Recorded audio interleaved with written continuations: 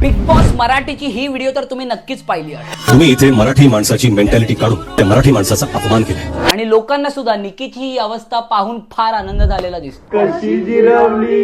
Big boss सारखा कार्यक्रम जो प्रत्येक भाषेत टेलिकास्ट होतो या एका थेअरीवरती निर्भर आहे ज्याचं नाव आहे शाडनफ्राउड। शाडनफ्राउडचा बेसिक अर्थ आहे की दुसऱ्याच्या त्रासात स्वतः आनंदित होणं। शाडनफ्राउडची पहिली स्टेप आहे मिसफॉर्च्यून ऑफ अदर्स, दुसऱ्याचं दुर्भाग्य। दुसरी स्टेप आहे सोशल कंपॅरिझन, निकी सोबत तुमच्या स्वतःच्या वर्तुकणीची तुलना कर। आणि तिसरी आहे सेल्फ एनहॅन्समेंट, बरं वाटणं की मी निकीपेक्षा कितीतरी चांगला वागतो यार, मला बरं वाटतं। आणि बिग बॉस सारखे कार्यक्रम तुमच्या आतमधल्या शाडनफ्राउड या स्वभावाला अजून प्रेरणा देतात। मी असं नाही म्हणत आहे की हा शो तुम्ही पाहूच नका, मजा येते यार, टाइमपास होतो, पण शाडनफ्राउड या शब्दाचा भान नक्की ठेवा। आपल्याला भान असलं पाहिजे की हा शो पूर्णपणे मेडअप आहे, कॅमेरा चालू आहेत, कंटेस्टंट्सला असे टास्क दिले जातात ज्याच्यामध्ये भांडण हे स्वाभाविक आहे आणि भांडण असेल तरच टीआरपी असेल।